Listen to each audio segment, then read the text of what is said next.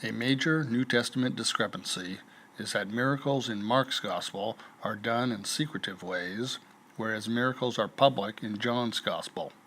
John says explicitly that the miracles are proof that Jesus is divine.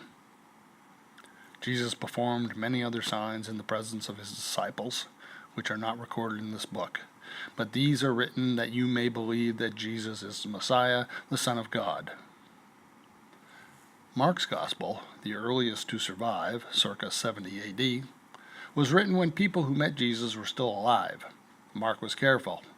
People who knew Jesus might say they saw none of the miracles described by Mark. Mark has an answer to that. The miracles were done secretly.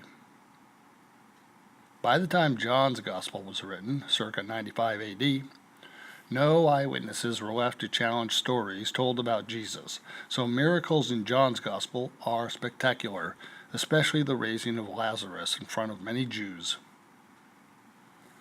The problem is that readers must take John's word for these miracles really happening. The word hearsay applies for miracles described in a literary document.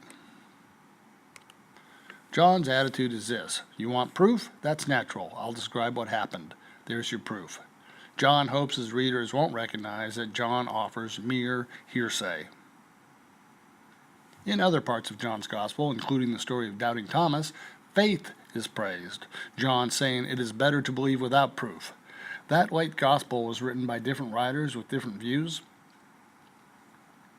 For many centuries, the church could offer hearsay for proof since the church never allowed freedom of speech. People who recognized the problem of hearsay would have been too smart to speak up. Eventually, the church lacked the power it once had and was challenged during the Enlightenment. Thomas Paine eloquently denounces the proof of the Gospels as mere hearsay. It is a contradiction to call anything a revelation that comes to us at second hand. Revelation is necessarily limited to the first communication.